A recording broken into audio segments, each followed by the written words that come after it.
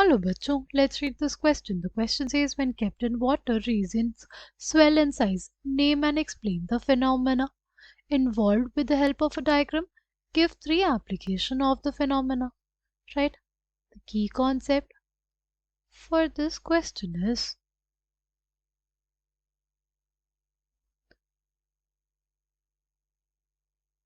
swelling of resins. Right? अगर हम लोग बात करते हैं, देखो हमारे पास ये रेजन्स थी, उसको हमने पानी में सोख किया और कुछ टाइम बाद देखा तो रेजिन स्वेल हो गई थी। तो हमें बताना है इसका रेजिन्स के स्वेल होने का रीजन क्या था, कौन से फिनोमिना की वजह से ऐसा हुआ। सी जो फिनोमिना की वजह से ऐसा हुआ उसको कहते हैं हम ऑस्मोसिस। राइट, उसको क्या कहते हैं, osmosis. It is basically the movement of solvent molecules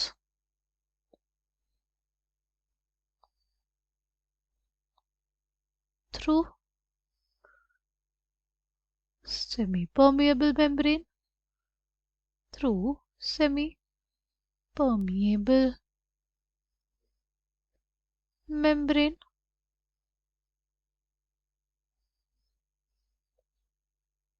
Right, the movement of solvent molecules through the semi-permeable membrane towards the solution.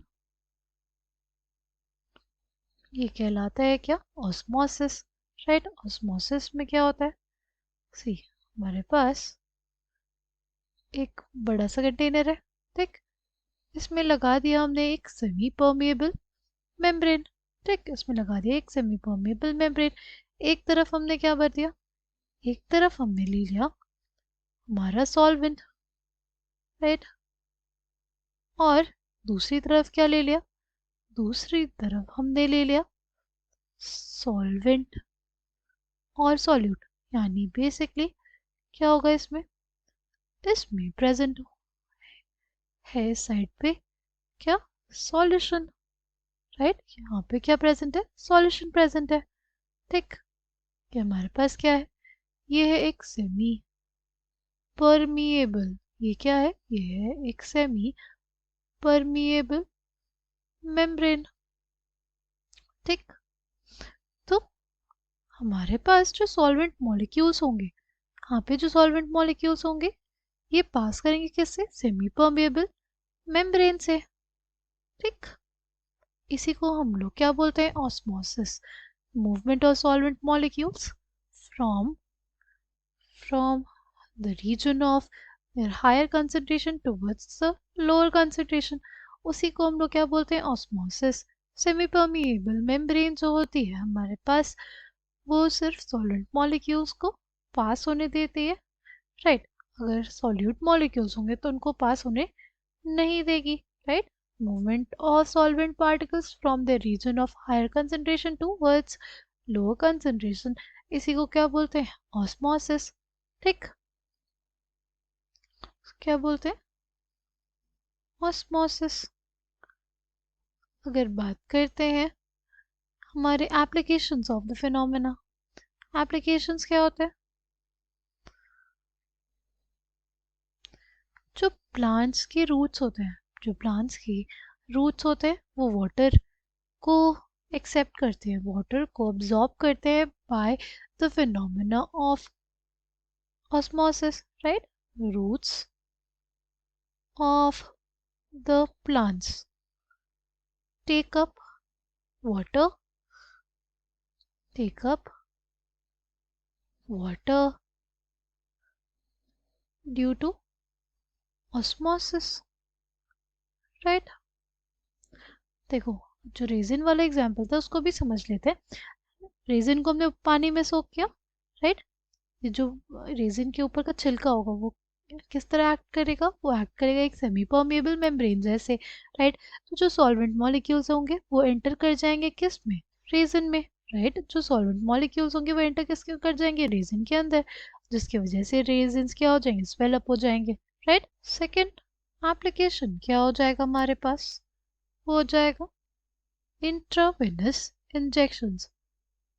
जो इंट्रावेनस इंजेक्शंस लगाए जाते हैं किसी भी पेशेंट को, इसी फिनोमेना पे बेस्ड होता है। जो फ्लूइड होता है इनसाइड द ब्लड सेल, जो हमारे बॉडी के ब्लड सेल होता है, उसके अंदर जो फ्लूइड होता है उसका जो ऑस्मोटिक प्रेशर होता है वो अप्रोक्सीमेटली किसके बराबर होता है? वो अप्रोक्सीमेटली होता है 0.9% of 0.9% of mass by volume, mass by volume sodium chloride, sodium chloride solution के बराबर, राइट। जो फ्लूइड होता है हमारे ब्लड सेल्स में, राइट, उसका जो ऑस्मोटिक प्रेशर होता है वो कितना होता है? वो बेसिकली बराबर होता है 0.9% mass by volume of sodium chloride solution के बराबर, राइट। और थर्ड हमारे पास क्या है? थर्ड हमारे पास हो जाएगा जैसे जो हमारे घरों में पिकल्स बनाए जाते हैं, जो हमारे घरों में पिकल्स बनाए जाते हैं, राइट, जैसे मैंगो पिकल्स बनाए जा रहे हैं, राइट।